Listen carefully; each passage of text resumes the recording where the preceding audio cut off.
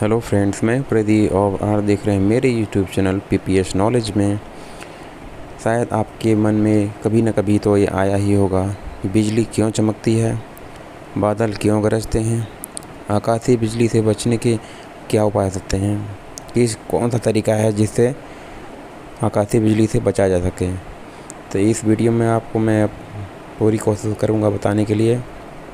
तो इस वीडियो में पूरी तरह से बने रहिए और यदि मेरे चैनल पर नए हों तो मेरे चैनल को सब्सक्राइब ज़रूर कर लीजिएगा और बेल आइकन को दबाना ना भूलिएगा, ताकि मैं आपको इस तरह की लेटेस्ट नॉलेज देता रहूं। तो बिना स्किप किए पूरा वीडियो को देखिएगा। चलिए शुरू करते हैं। जब बारिश होती है तो आकाश के अंदर बिजली भी चमकती है और कई बार बिजली गिरने से जनहानि भी होती है। आपके दिमाग में कई बार यह सवाल आया होगा कि बिजली कैसे गिरती है। आज हम आपको इस लेख के अंदर बताएंगे कि बिजली कैसे गिरती है।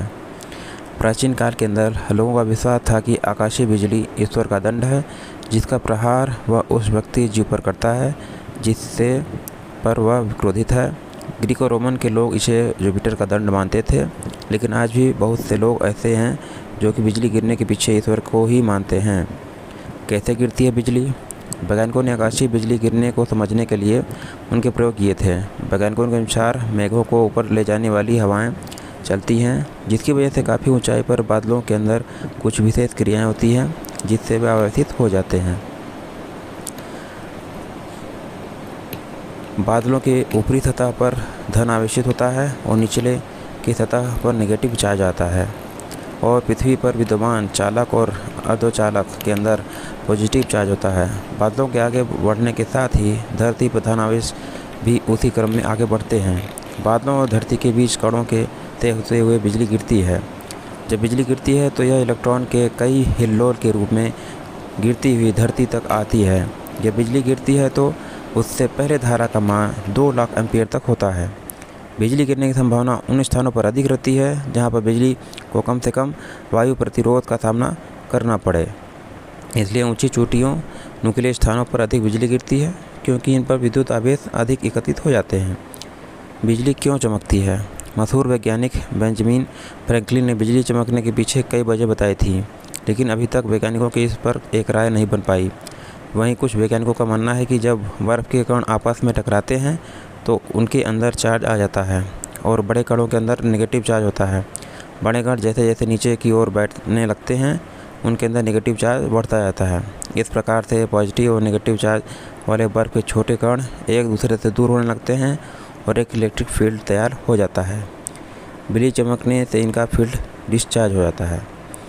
एक अन्य विचार के अंदर यह माना जाता है कि अंतरिक्ष के अंदर रहने वाली कॉस्मिक किरणों की वजह से बिजली पैदा होती है। यह कॉस्मिक किरणें इलेक्ट्रॉन और प्रोटॉन से बनती हैं। कॉस्मिक किरण जब हवा के अणुओं के साथ टकराते हैं तो इससे कई सारे पार्टिकल निकल जाते हैं और इलेक्ट्रॉन पैदा होते हैं।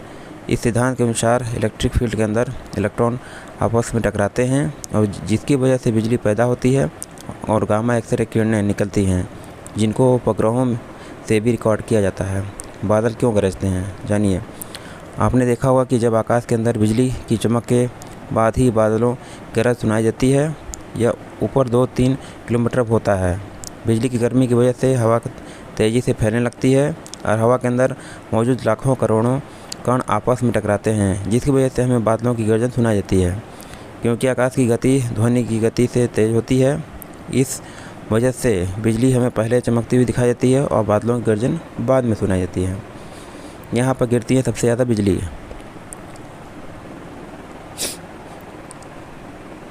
आकाशीय बिजली गिरने से बचने के उपाय।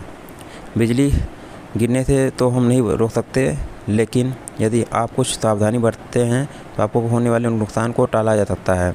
तो आइए जान लेते हैं बिजली गिरने से बचने के उपाय।